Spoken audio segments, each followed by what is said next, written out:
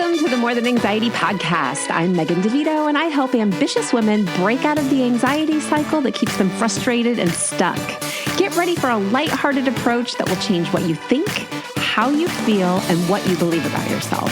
This podcast is full of simple steps, a lot of truth talk, and inspiration to take action so you walk away feeling confident, calm, and ready to live.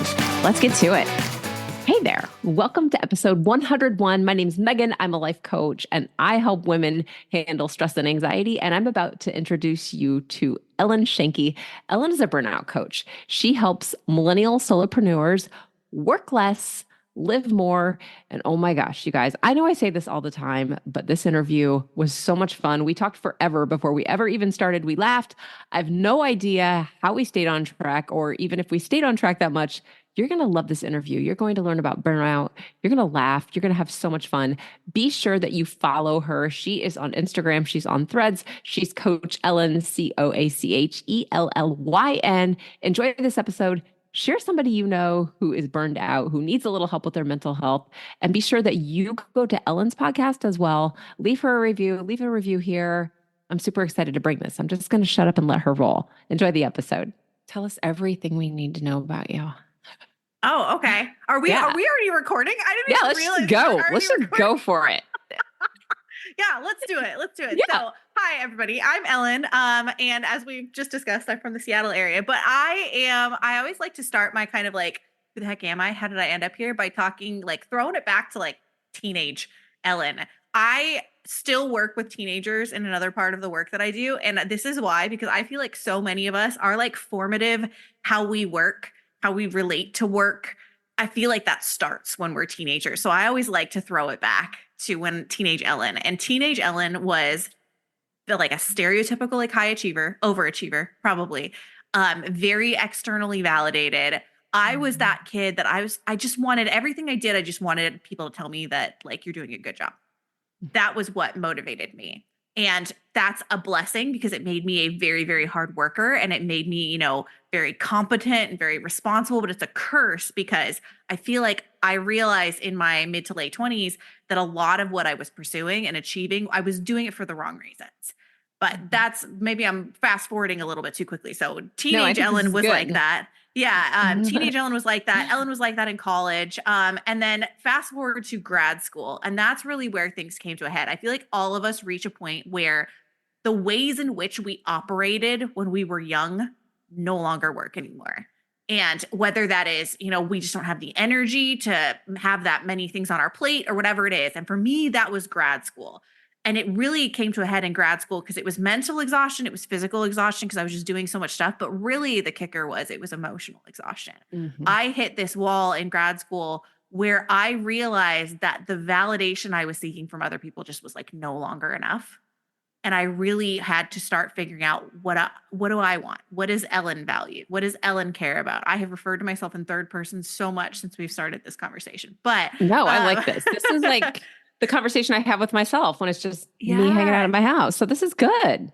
Yeah, it's like I had to know, like I had to really boil it down to what I wanted.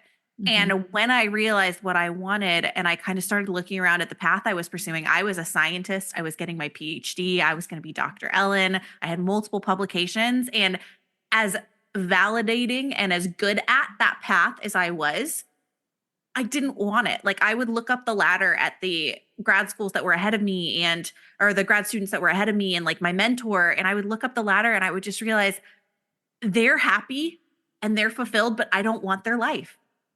Ooh. And it's not that there was anything wrong with their life. Yeah. I just didn't want it. That's not what I saw for myself. And that was like a gut punch because that is the only career path I had ever seen for myself. And so as I tried to kind of work my way out of this, as I realized that I was burned out and that I needed something to get me out of this, I started doing and this is where being a scientist actually benefited me a lot. I started just like researching the absolute hell out of burnout and stress and self-care and personal growth. And I became a sponge for anything self-care or personal growth related. And in doing so, I found coaching.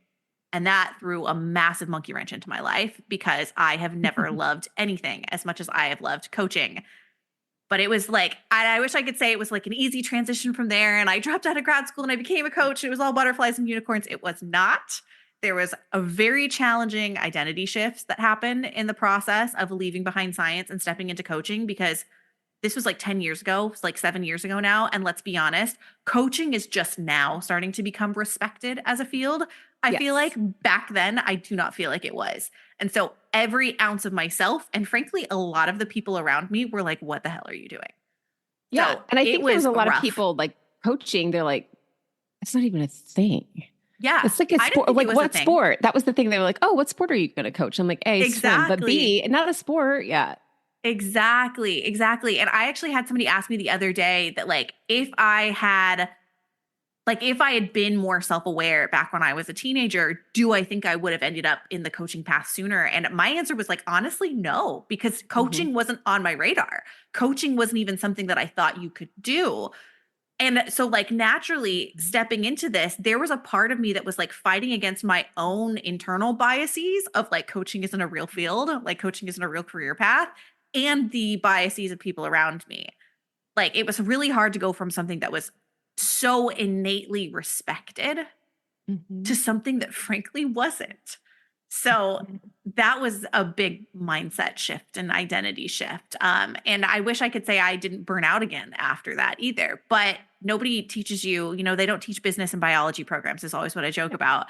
So, like, nobody teaches you how to run a business. And frankly, passion does not prevent burnout, contrary to what Mm-mm. anybody might say, including Gary Vee. Like, passion does not prevent burnout. It doesn't matter how much you love it. I Yeah. loved what I was doing, but that was actually the Achilles heel, is I loved what Yeah. I was doing. And I sometimes have to talk myself through stopping. And so I started my business and I burned out again because I had no Hey. idea how to do this and have a healthy balanced lifestyle at the same time. Mhm. So that's kind of how I got to doing this work. And now it's all I do. Like, I like live and breathe burnout and stress management. Even when I am doing my other work with my students, I am constantly thinking about burnout and stress. I literally had a 45-minute conversation with a student last night about test anxiety and how to calm Yeah. herself down. So, like, this is what I do. I coach it, I teach it, I speak on it. Like, burnout has become my life as a result of this.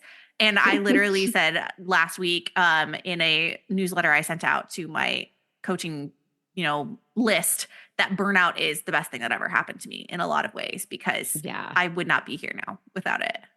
Yeah. Isn't that crazy? First of all, that please don't get burnout on burnout, which just feels all very Yeah. meta, right? But I think you're right. Like this idea that, like, if you're passionate about something, then you won't get burnt out. I'm like, no, if you're passionate about something, if you're not careful, you'll burn yourself so fast that you won't be passionate about it anymore. Absolutely. There's literally so many surveys and studies about the people who claim to be passionate about the work are oftentimes more likely to experience burnout. And there was a Mhm. really interesting article I saw over the weekend that Ariana Huffington had shared on LinkedIn.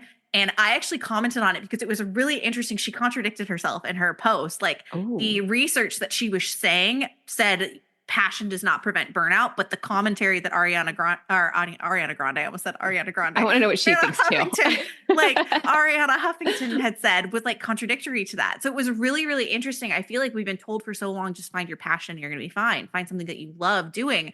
But there's a dark side to that, because when you love something, you have a hard time stopping doing it.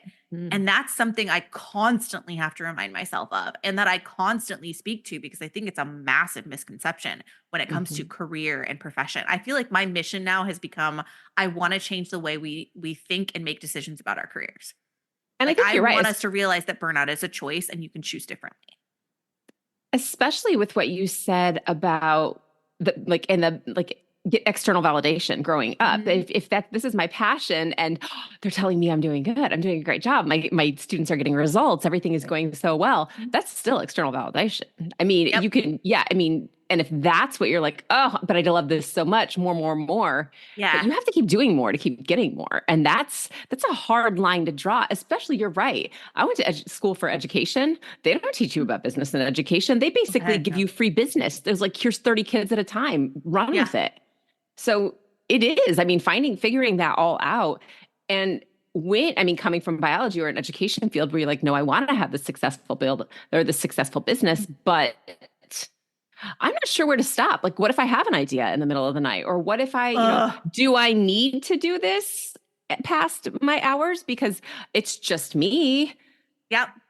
How do Yep. you put those Well, boundaries down for yourself? oh my God. It's hard. And I will even say, and this is the one place where I like almost defend those of us who are single. Like, yes, people who are single and childless don't have children to take care of or like somebody else to like, take care of with their spouse or whatever. But simultaneously, I don't have anything around me making me Mm, turn off. So, hmm like, it's almost like the overwork can be worse when you're single. And so that's an even added thing to it. And I've realized for myself, it's hard.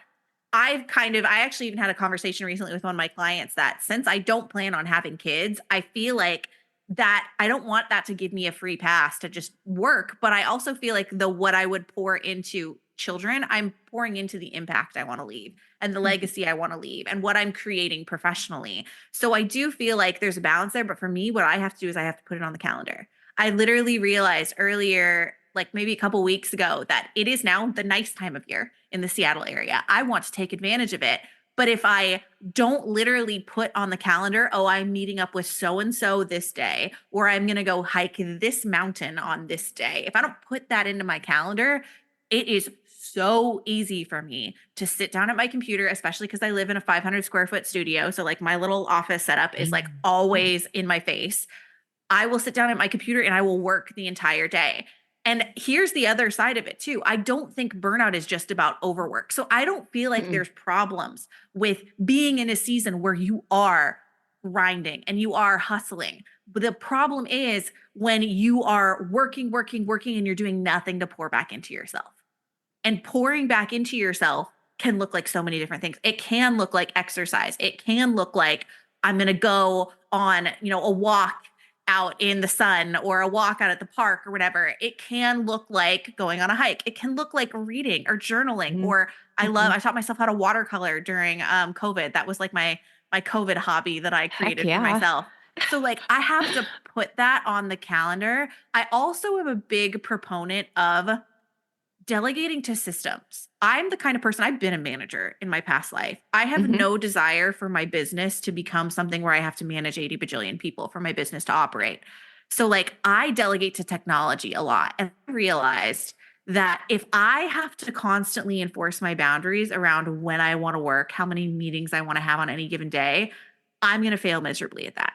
So I delegate to technology. Like most schedulers that you use Calendly. I use hmm Acuity because it's built into my website platform. Like I have to rely on my schedulers to say, okay, this is when Ellyn is available. And this is how many meetings Ellyn is willing to have scheduled into her calendar. My scheduler handles all of that. And the times where I don't leverage my scheduler are the times when I break my boundaries. So Yeah. I feel like I have to delegate to technology a lot. And I just have to, my calendar, even though like I don't operate by my calendar in terms of my to-dos and how I spend my calendar is there to literally define this is when I'm socializing and this is when I'm going to go do something for fun. This is when I'm going to get out of my house. So those are probably the biggest ways that I enforce my own boundaries is with technology and just like putting things on my calendar. I love that.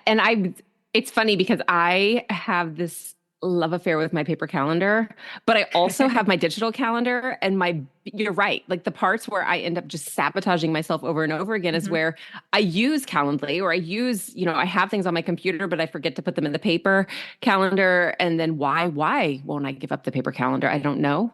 I don't know, Mhm. but I like it. So, but it's one of those things where it does get in your way. And for the last Mhm. 2 weeks, I'm like, what happened 2 weeks ago that made this happen? Like I Mhm. had so much going on at once. And it really comes down to not using technology the way I needed to use it. Mhm. And so, but what you said about we really can get on like in a place where we are working and like really grinding through and Mhm. putting things out. And sometimes it does require that. Mhm. So this idea that like, no, for my self-care, I have to have this me time where I just don't do Mhm. anything. I don't know if that's a personality thing or if I don't know where that falls. Do you feel like there are, I think there's a level of I don't want to say acceptance. That's not the word I'm looking for. A level of where like I can tolerate the tolerance level, maybe where I need more time. Everybody obviously needs more time depending on Mhm. whether they're an introvert or an extrovert or what else they've got going on in their lives. But this idea that like I can't work too hard or else. Like I feel like we're at this weird place in history right now where it's almost like people are afraid to To work work at less. all. Or I feel like they're almost afraid to work at all. Like I don't ever want to get to the grind area where I'm like, there's so much power in that grind sometimes, and you're so Mhm. energized. But you're right, it is balanced with, but I also know I need to go for a hike or I'm going to get up and work out in the morning. Like there's balance in there, but it's almost like So I'm are either you going saying is to there like work. a tolerance to like the level of work? Yes, like maybe the tolerance to a level of work. Like I'm afraid if I start working too much that I won't be able to schedule these other things in. Or if I start scheduling things in, I won't be able to balance. It's almost like a problem balancing it. And see, I think maybe that's where the misconception of balance comes from. Like, I Mm-hmm. used to think that, like, my day had to be balanced or my Mm-hmm. week had to be balanced. And I no longer think of balance that way anymore. I think of balance more as kind of a long game. Like, is my month balanced? Is my quarter balanced? Because frankly, you could even have a month that is put your head down and grind for the next month. Mm-hmm. But if over the course of the quarter, that is balanced by a month where you're not grinding and you're really focusing on socializing, like this month, I actually feel like in a lot of ways, like this is a terrible example, but also a fantastic example. Because this month, my birthday was last week. I turned 35, like literally a week ago. Yay, yay, turning Woo, 35. happy birthday. Um, Thank you. Thank you. But like this month has been really interesting because I have been giving my parents so much shit because they are out of the country right now. They missed my Mhm. 35th birthday. They're not here. Like, so I've been giving them so much shit, but I finally told my mom, I was like, don't worry about it because I have the most fun May planned. Like I have all the things happening in May. I had a birthday celebration with my friends like a week before my birthday. I took myself on a staycation. I went to Victoria, British Columbia, and it was amazing. I'm going to a conference later. Oh, and I had a speaking engagement at the very beginning of May, like May 1st. I had a speaking engagement and then play. And then this week I'm going to a conference for 2 days in Phoenix, which yay, sunshine, and it's going to be jam packed. But I'm Mhm. also really excited to meet some people that I've never met in real life before. I've only met them digitally. So fun. So there's that. And then next week I have another speaking engagement. And then the week after that, I'm going to Boise for like 5 or 6 days because my grandma's turning 90 and we're all getting together for her 90th to have like this big celebration. So this is maybe a terrible example for an introvert in the sense that I have a lot of crap going on. And I do consider myself to be an introvert. But I also feel like it's a wonderful balance in the sense that I've got play Mhm. here and I've got hustle. And then I've got play and then I've got hustle. And I'm literally like alternating it. Yeah. If you looked at any given day in my calendar this month, you would probably be like, she has crappy balance. But if you look at literally the last month and a half in terms of how I've spent my time, I'm really proud of how balanced I am right now. Yeah. Like it is not work, work, work, work, work, work, work. It is literally work. And now I'm going to go take 5 days off and go like explore Victoria. And then Mhm. I worked on Saturday this week because I knew I had another, play coming up, another trip coming up. Mhm. So like I am really proud of the balance I have, but I think it's because I've redefined balance. I don't no longer think of it as a balanced day or balanced week because for most of us, you're not going to have a balanced day or a balanced week, but your month or your quarter needs to be balanced. And I think if we look at it more that way, that's an easier balance to maintain. That's a much more practical balance to maintain. Does that answer your question? That is perfect. Yeah, that's actually perfect because I think that I like the fact that you touched on what an introvert would do because a lot of times, you'll hear like, well, I can't because I'm such an introvert. And I'm like, let's not confuse introvert with social anxiety, first of all. Oh, And yes. yes, like those are two very separate things. And you can be very talkative and able to go out and do things and still have to be alone to recharge. And I think that Oh, yeah. that definition is really, really important. So for anyone who listens that says, well, I don't know how we would do that because I'm such an introvert that whenever I go around people, I just feel so exhausted. I'm like, I'm not sure that I that's do too. introversion. I do Yeah. too. When I'm around a lot of people, I feel exhausted. But here's how I'm playing it out literally this week. Yeah. Is I'm going to this conference. Could have worked really hard to get an Airbnb with the other people in my community that are also going to this conference. I could have done that. Absolutely. But I know myself and I know the past situations where I have been at an event with people and sharing a residence with people, and that is too much. I would rather pay the money to get my own hotel room so that I have a place to recharge at the end of the day. Like I am going to be like socializing and like chatting it up like nobody's business over the next 3 days. But I have a place to go back to where I can be by myself. And and I know if I need to tell, and a lot of the people in my network know this about me too. I consider myself an outgoing introvert. I love people, but it's like a switch flips in my brain when I'm out with people where I will suddenly be like having a ball, like chatting it up, laughing, like life of the party, up on stage karaokeing, and then the switch flips in my brain and I'm like, yep, I'm going home. Bye. And that is all for this night. Yes.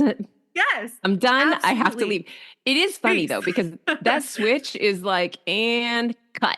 I'm out. Like it can be, and it sneaks up out of, I mean, I feel like you're describing me right now, because as another extroverted introvert, it's like, yes, I can go up and talk in front of 200 people and be like, yeah, this, and this. I'm not shy. It's not shyness. It's not any of that. And then I'm like, whew, bye. Yep. 100%. Fast. I noticed it in grad school. It's the first time I noticed that switch would flip in my brain. And I had to explain it to my friends at the time. But now I've gotten to the point where everybody knows this about me. I am outgoing. I love humans, but I'm an introvert. And I get to a point where my social battery is just at 0. Yeah. And peace. I'm out for the night. Yeah. But I'll be back tomorrow and I'll be ready and raring to go tomorrow. But I need to recharge now. And that's how I do it at these conferences.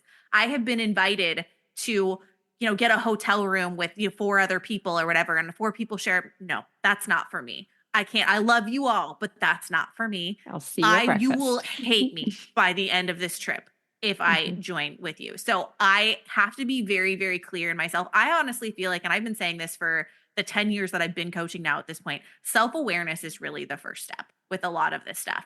If you notice the switch flips in your brain, then you just need to make the space. And this is what a lot of us don't do. We need to make the space to understand, why is the switch flipping in my brain?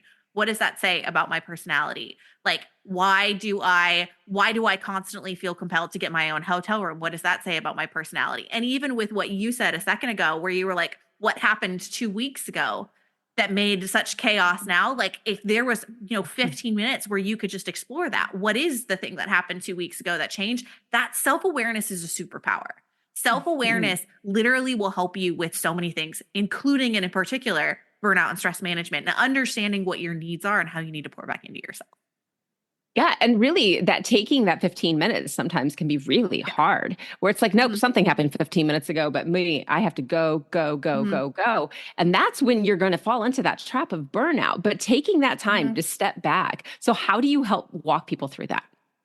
Oh gosh. Well, I would immediately say, with that example that you just gave, oftentimes we can't take the 15 minutes in real time. But what we can do is maybe like tuck that away. I'm a big fan of capturing what's happening. So like capturing when you think of the to-do, when you think of the idea for like a social media post, or like that note that you need to jot down to share with your client or whatever it might be, or to share with your manager, capture those things. But this might also be something that we capture. Like maybe we have a tendency to journal or something. Maybe we jot down, okay, this happened on Monday and I don't have time to explore it right now, but I'm going to write this down so that I remember to journal on that later in the week.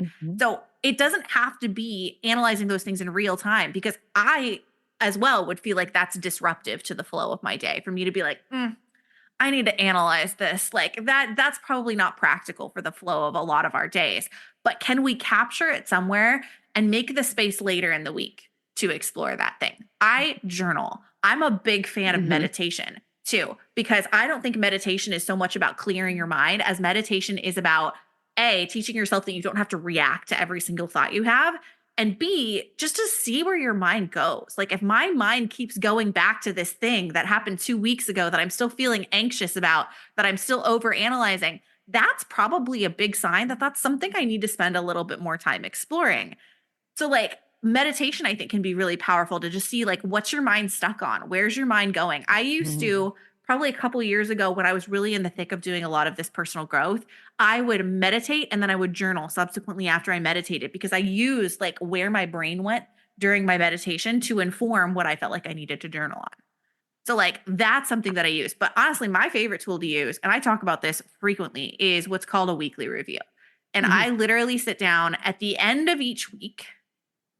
It's not always the end. Sometimes it's like Friday night, Saturday, it could be Sunday night over a glass of wine, could be Monday morning, but sometime in there between Friday and Monday, I sit down and I ask myself what worked, what didn't work, and what can I improve about my last week. Yep. And that's something I have literally been doing for like 7 years at this point. That's the one probably habit that I have consistently maintained because I find so much power in it. And it's the scientist in me. Basically what you're doing is you're gathering data from your life. And I review myself weekly, monthly, and quarterly. And I gather data over the course of each week.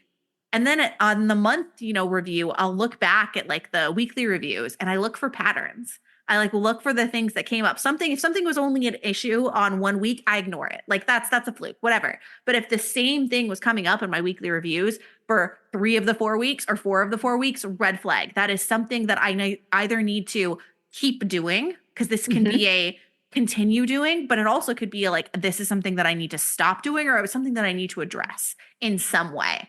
And I find that is such beautiful self-awareness right there. And it literally can boil down to once a week. Like if you have, and we all do, we just need to make room for it, like 20 minutes once a week to ask yourself those 3 questions and reflect back and just do that. Turn it into a ritual. Like I used to light a candle and pour myself a glass of wine on Sunday night and I would sit down and do this. That's perfect. Yeah. And it's funny. So you said this is fun because I also I journal and it's funny. Some days where I sit down to journal, I get so mad because I'm like, ugh, I have nothing to journal on today. But I love the idea. I do feel like sometimes I need to stop right now and figure this out. But I'm not stopping right now because I have these things that have to get done. So I need to I'm stealing this idea of using this later as a journal prompt the next day, because sometimes I just forget, but I do also go back and do a review. Now I do mine every night before bed. I'll go back into my journal and say what worked, what didn't work, what would I do differently? And I'll do it every day. And I'm on to myself. I know every day I'm like, didn't go out and do this, didn't do this. I'm like, why? Why am I not doing this? And so that's something that I'm like, yeah, that's something I can journal on. But I'm just going to say that if you all do not have waterproof paper in your shower, get a waterproof pad of paper and get a little suction cup and hang it on the wall, because my best podcast ideas, my best oh my God, this was this thing I needed to think about. I am jotting stuff down in the shower every day. It is so the water funny. comes on and my brain comes on with it. But I do I have a waterproof notebook. I am that girl. It is hanging in my shower. And I'm like, this is really important. When this runs out, I will always have waterproof paper in my shower. That is so funny. I mean, my husband has to think I'm nuts. Why would we do this? I'm like, shh. I'll have conversations in my shower, which, the next time I live with somebody, they're going to be like, she is crazy. The crazy lady. I actually don't feel like it happens on occasion for me that I get shower thoughts. What happens a lot for me is when I go on walks. Oh, yes. When I go on walks, all the ideas come up to the point. And this is actually very common for a lot of the clients I work with too. So one thing that I use Notion is my capture system. But honestly, if you were a paper person, just use the Notes app on your phone. Yeah. But I literally have a page in my Notion that I have a quick link on my phone home screen, and it's all called my quick capture page. And it has a place to jot down tasks, a place to jot down notes. And then what usually happens for me is I think of content ideas when I'm out on walks. I should post this on Instagram. I should share this on LinkedIn. I should do a podcast about this. And I have a content part of it too. So I have these 3 sections of my quick capture page, which is tasks, notes, and content ideas. And I'll be out walking, I just dump it, and then I go back to my walk. It's so good. I use the Notes app on my phone too. And I think that in terms of stress or in terms of burnout, being able to, it can be really stressful when I had this idea, I can't remember what it is, and I lost it, but to be able to just keep track of those, I'm a huge list maker. And I think, to help really prevent burnout, to say, this is what's on my list. And I always have said, you need to put the big rocks first, right? These are the things that have to be done. And then you can add the other things in if you want to, but being able to cross things off and say, oh, look, I did enough. I did my list today. I'm allowed to stop if I want to. I don't have to, but I have permission. I give myself permission to stop because my list is done. And that means I can go Permission's a do big something part of fun. it. It is. Yeah, It's really permission is a big permission. part of it.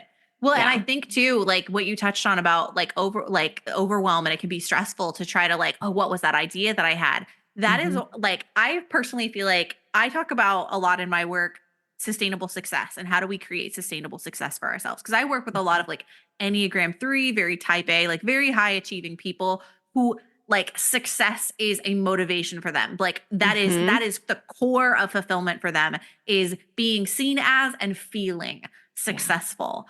Um, and so I found that there's like three core parts of that. To create Hmm. sustainable success, you need sustainable systems, you need sustainable self-care, and you need a sustainable mindset. And I think what we're just touching on right now Hmm. is the sustainable systems part. I feel like one of the biggest things a lot of people do wrong, and don't get me wrong, there's a lot of facets to sustainable systems, but I feel like the initial thing that a lot of people do wrong is they try to remember way too much crap, which is overwhelming as all hell. If you are trying to remember everything, remember that idea you came up with, remember that thing that so and so told you to do, remember that idea that you thought of while you were having a conversation with that person. We try to remember way too much stuff. So that's one of the things, is don't try to remember it, write it down in whatever Hmm. place you write it down. And then the second piece is we store information in way too many different places. Like, Yeah. think of all of the different, like if you were to just think right now of all of the different places where you have information coming into your Like world, my just like paper start calendar and my listing them digital off. calendar. Well, it's not, probably doesn't even start at that, because like we're talking about Yeah. information coming into your world. Those are the places you Yeah. store information. Right. Where is information coming from? Like new Okay. tasks, new notes, new ideas, like new inputs. Where all are you receiving that information from over the course of your day? Yeah. I mean, this is where we go, right? We go to social media, we go to podcasts, we go to Yep. LinkedIn, we go to the news, we go Yep. to whatever else is on the radio or your kids Yep. or the people you talk to. It's just like information Exactly. overload all the time. Yeah. Exactly. Yeah. If we were all to just start listing that off, there's dozens of places Oh, that for we receive sure. information from, like emails, text messages, Oh, like conversations, yes. like social media. Like all of these places are places that we're receiving information from. But I think where overwhelm starts to happen and where we start to not have sustainable systems and we waste time is we store that information. Oh, we got it via email. Okay, I'm just going to mark that email as unread, or I'm just going to keep it in my inbox and then I'll go back to it later, or I'll just keep that text message. And I'm still guilty of this. I'm imperfect Mhm. with this. But like the best thing we can do is when that information comes in, put it in the same location, consolidate it all into one spot. And that's why I'm such a big Mhm. fan of digital systems, is they're unlimited. Like paper systems, Yeah. I'm a reformed paperaholic, I feel like, because my parents used to literally make fun of me and how many like journals and notebooks I had, and Yeah. that I would like carry with me on trips. I would have like a backpack just of my like journals when we would go on vacation. Like I used to be that kid, and now I'm like basically fully digital, Mm. because I've learned how much of a weight is lifted off of my brain when I don't have to think about, okay, was this an email? Was this a text? Did somebody say it? Where did this Yeah. information come from? It's just all in one place. So like there's the sustainable systems part of it that I feel like a lot of us need, but there's also like the sustainable self-care part of it. Like we talked before about like you've got to pour into yourself. But this is where a lot of us go wrong, is our version of self-care is literally this laundry list of Hmm. things that we feel like we have to do every Yeah. day to be taking care of ourselves. That's not sustainable. I love, I think it was James Clear who said this. He's one of those, like, I think he wrote Atomic Hmm. Habits. Um, Yes. and I think what he said, I'm paraphrasing here, was something along the lines of, we create our routines for our best day. But what we should do is we should create our routines for our worst day. Because if you think about your routines on your best day, yeah, if you have an abundance of time to stretch for 15 minutes and then go on a 45-minute walk and then spend an hour in the gym and then take a nice leisurely morning to prepare your breakfast. If that's your best day where you have an abundance of time, cool, it's going to work on that day. But what about the day where you woke up late or your kid got sick in the morning? Right. Or like, what do we do on those days? If our routines are built around the ideal day, we're going to feel like shit on the days where we're too busy to do the ideal routine. Right. And our routines are powerful. They really, I mean, Absolutely. they help us obviously on our best days, but the days that we need the most are our worst days because it gives us something to hang on to that's stable. And we know the brains love stability, right? Like that's going to keep us from Exactly. feeling more anxious and more stressed out and Mhm. more overwhelmed. But that is such a mind, I mean, that is such like you're right. There's so much truth to that, right? We do our, oh my gosh, this is the best day. I get up, I do this, I do Mhm. this, I do this, but then, somebody throws up. And what are you supposed to do about that? Or, you have to go you have a flat tire, whatever it is that happens that day, Yeah. And that if can your routines really aren't mess things up. adaptable, absolutely, Yeah, that can throw for you off sure. tremendously if your routines aren't adaptable. I've really had to, like, my impulse when I'm like trying to think of what do I need in a routine. And I literally ran into this earlier this year. We were talking about routines in my membership. And Mhm. I asked myself, what do I want to do in my morning routine? And that is a dangerous question to ask a lot of people, because if you ask, what do you want to do? You're going to list like a dozen things that you want to do. Right. So I said, okay, scratch that, because that is not a routine that I can maintain day to day. I instead asked myself, how do I want to feel? And I thought of the things that are going to make me feel that way. And that was a much more productive conversation Yeah. around routines, was to just focus on, how do I want to feel? I want to feel rejuvenated and energized in my morning routine. And I want to feel calm and relaxed in my evening routine. So then it's about like, what things give me that, and not having like a routine where it's like, okay, I'm going to spend 15 minutes doing this and 15 minutes doing this. Just give yourself a list, like a array of activities you can choose from, Mhm. and anything you have time for on that day, that's what you do. That is sustainable self-care. I think obviously self-care Mhm. has to sustain us and our lifestyles, but it also in and of itself has to be sustainable. And I think Mhm. that is the Mhm. part that a lot of us miss out on when it comes to self-care. If your self-care is the very thing that is stressing you out and burning you out, that's not self-care. We've got No. to flip that around in our brain. Yeah. And if it is at that point where it's stressing you out and burning you out, it's because you're not doing it. And there's a reason you're not doing it. Right. Mhm. Like I'm not, if your self care is stressful, it's not self care at all. No. Just like what you just said, it's Yeah. not. And if that's not working for you, what made you think it was that? I think there's always this misconception of what self care is. It means I have to have, 100%. yeah, I have to have nap time and I have to go to get a massage or I have to do whatever, like the like fluffy self care. But I'm like, no, that doesn't have to be it. I mean, it might be like cooking a really great dinner for you. It might Yeah. be like, no, I have to chop vegetables. I mean, honest to God, chopping vegetables is major self care for me. It's meditative. It Yeah, I is hate chopping. I amazing. hate See, chopping and I'm like, you vegetables. know what? I'm stressed out. You just get me like some veggies. I'm going to chop those up. I'm going to feel Cooking is good self-care for me. for I do sure. feel like cooking is self-care. I hate chopping vegetables. And I do feel like that is the type A achiever in me. It feels like a waste of time. So I always get Yeah. vegetables like pre-chopped. But Yeah. I like cooking because the Uh-huh. act of, I feel like I'm so much slower when I cook a meal and then I eat the meal. The thing I find a lot of people that I work with in particular struggle with is how they define movement. So like Ooh, okay. they think of self-care in terms of like exercise, and Hmm. exercise only counts in their brain if it's like going to the gym and literally sweating their asses off for like an Right. hour or 90 minutes. And if it's not that, it doesn't count. But what I've learned recently, I've been pouring a lot of energy and effort and intention into my health the last several Hmm. months. Perhaps it's because I just turned 35. I really wanted to go into 35 just like thriving and firing on all Hmm. cylinders. And one of the things that I learned in this health program that I was enrolled in was how, and this is like literally science backed, people, like the what contributes to your metabolism and how efficiently your metabolism operates. The It's called NEAT. I don't remember what the acronym stands for, but it's basically it's the non-exercise movement that we do actually contributes to our metabolic activity way more than Yeah. exercise in and of itself does. So we're like Yeah. literally talking about like steps. Like, how Yeah. much are you moving over the course of the day? And actually, the ideal amount of steps is not 10,000 steps. It's more like No. 8,000. Yes. 10,000 is like, did you go on a 5 mile walk today? Every Yeah. day without fail? Yeah. I did not. Which honestly, even like what I've started to realize for myself is, and this has been an amazing thing for like my hormones and like just all sorts of like those kind of sides of stress. This has been amazing for me. I really haven't been hitting the gym a lot the last Mhm. several months. I have been focusing on walking and hitting a step goal every single Yeah. day. And I go on a walk damn near every morning It's now. so Um, good. and it's so good. And I think Yeah. that has been and it's literally been Hmm. the last 3 months of me reprogramming that.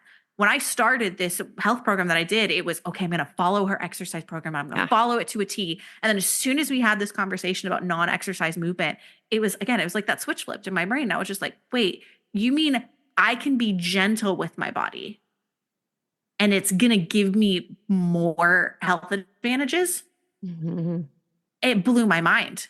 But like, Yeah. that's what I needed. I'm a scientist. I needed the data to tell me it is okay to do this. And as soon as I did, movement has been completely redefined in my brain. Like the exercise now and hitting the gym now is like a cherry on top of a good day in terms of movement. And I feel like Mhm. that's what a lot of us need when we think about movement. We need to redefine what counts as movement. Because again, if your movement is the thing that is creating stress because you didn't go to the gym and you weren't in the gym long enough and you didn't push yourself hard enough, that is literally negating what we are trying to create when it comes to Absolutely. stress and anxiety and burnout. Like movement should feel good first and foremost.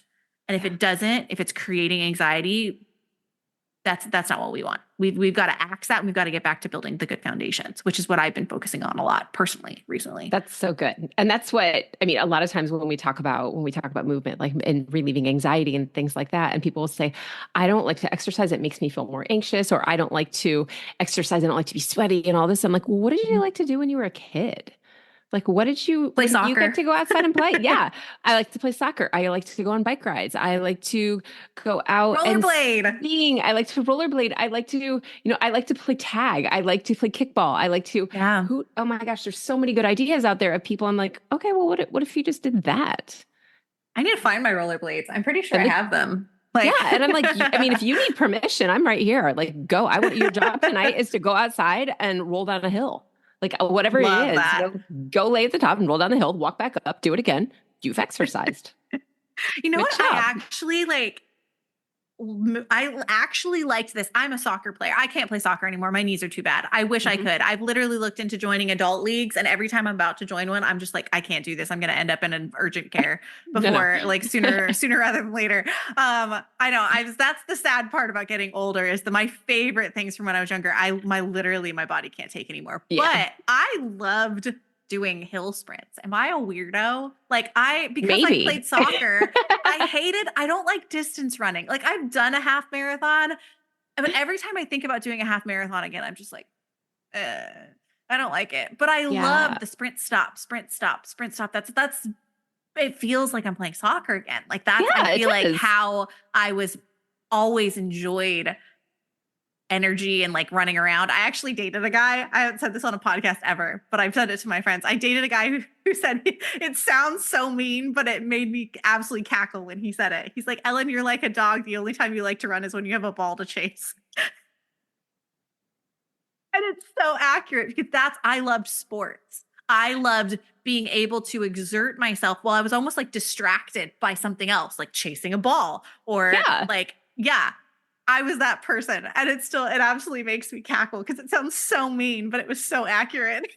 Well, but it's true. And it's what you liked when you were little. So it I makes did. sense I that you loved get it. excited about it now. I mean, it does we go back to those things so often. Yeah. Like, this is what I liked when I was little. If we would have trusted our little selves a little bit more, Oh my God. would it not have made all the difference in the world? I mean, not that I I think we're few and far between on the people who were really, really. Yes, it happens, right? That we do have people who have horrible, horrible home lives and situations. But for the most part, the crap that we picked up, we're just things that we misinterpreted. But if we would have learned that, Hmm. it was okay to do these things that maybe weren't socially accepted or culturally accepted or whatever at that point, Yeah. and we could have learned to trust ourselves, man, it would have been so much easier. I just Yeah. wonder what it would have been like. Like, where did I pick something up? How did I interpret that? Not that it matters, I Oh, don't think and so much learning that, but it's so I can interesting. pinpoint a lot of that for myself, but I know what you mean. And I don't feel like when anybody ever says that, they're not talking about like, the rough parts of our Right. childhood, I don't think. I feel like when we say that, we're literally saying like follow the joy, follow the things that like Yes. I feel like when we're children, even though we would never articulate it this way when we're children, we're so clear on what our values are when Yeah. we're children and we just follow that. But like Mhm. as we get older, we start to get so caught up in the shoulds. And frankly, this is like veering into the third part of the pillars, which is the sustainable mindset part. Mhm. Like, but as we start growing up, get so caught up in the shoulds. I vividly remember conversations, and it wasn't even conversations, it was just remarks that I heard from my family growing up about weight, some of which were directed at me. I literally just posted something on Instagram about haters and somebody who made a shitty comment on one of my Instagram reels related to this. I know, unrelated, but like I remember hearing comments about weight and what was perceived as attractive, but vividly when it came to career and the careers we pursue, I vividly remember my dad saying something about, oh, so-and-so's kid majored in X. I think it was like women's history or something like that. Right. So-and-so's kid majored in X. What are you going to do with that career? Yeah. I can remember things like that too. Which like no freaking wonder I went into science. Like literally I got a sick, twisted satisfaction out of when people would like, I would tell them, oh, I'm a microbiology and genetics major. Those were my majors when I was in college, which you got probably like, ooh. I'm a science nerd and I loved it. But I think the thing I loved the most was I loved how people responded. I literally got told by a random Home Depot employee when I was in graduate school, oh, you must be a glutton for punishment.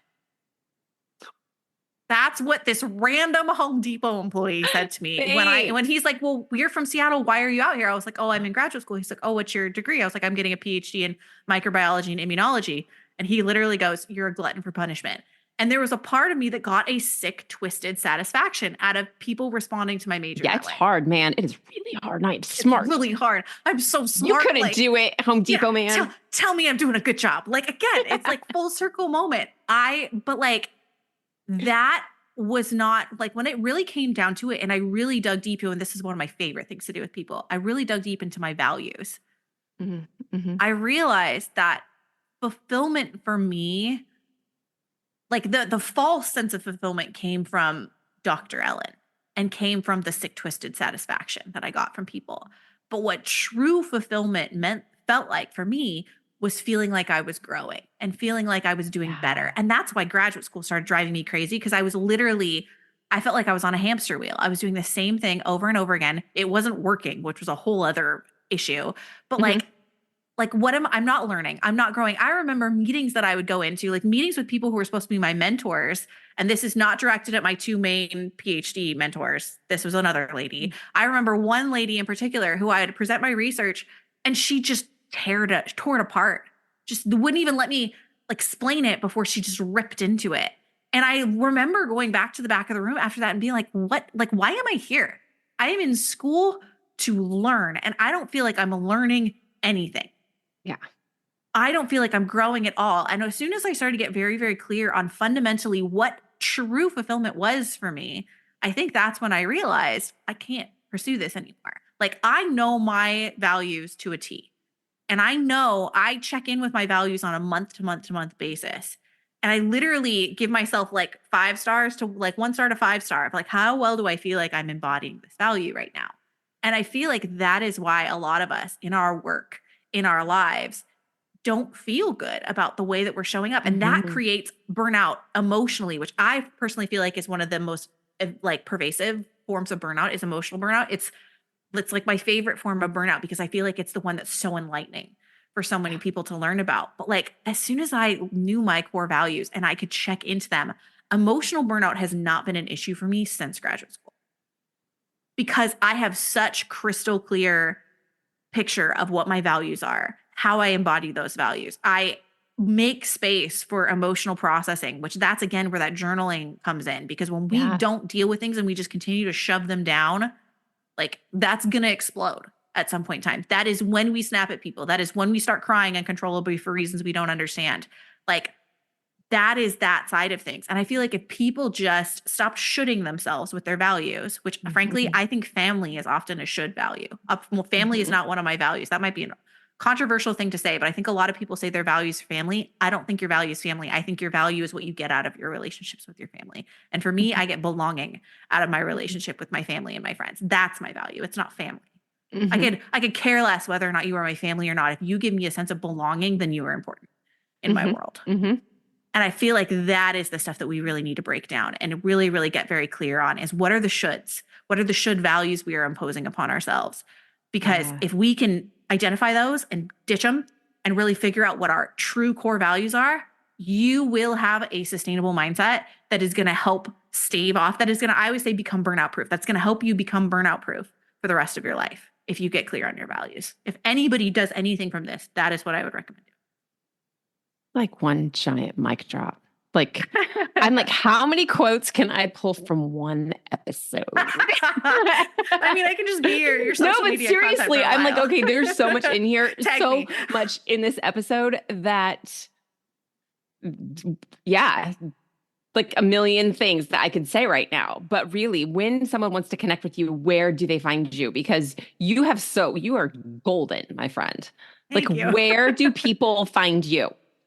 Well, I am Coach Ellyn everywhere. I have a very German last name that I do not use. It rhymes with stinky, fun fact. But I'm Coach Ellyn everywhere. And my first name is spelled Ellyn. So Coach Ellyn. I'm on Instagram. I'm really starting to get more and more into LinkedIn. So if you what I like about LinkedIn is like, what's the one website you could pull up at work and like your boss could come up to you and like not be mad about you having pulled up in the background? LinkedIn. So I'm starting to be on LinkedIn more. It's true. Like Instagram, they might get a little mad. Facebook, they might get a little mad, but LinkedIn, that is a being professional today. Yes. So I'm getting more and more into LinkedIn. I'm on LinkedIn. And then coachellyn.com is my website. I have a free subscriber hub on my website for anybody who opts into anything. And I have like 80 bajillion opt-ins. So, Coach Ellyn everywhere. Again, Ellyn. And I will add all of those links to the end of the show notes and on YouTube and all the places. But oh my gosh, thank you for spending time with me today. I appreciate it so much. And so much great information. Wow. Like, I'm going to go back and take notes. Thank you so much for having me. This was a blast. Great way to start off my day today. I hope you enjoyed this episode of the More Than Anxiety podcast. Before you go, be sure to subscribe and leave a review so others can easily find this resource as well. And of course, if you're ready to feel calm, to stop overthinking and have a lot more fun, you can go to the show notes, click the link, and talk to me about coaching. I'll talk to you soon.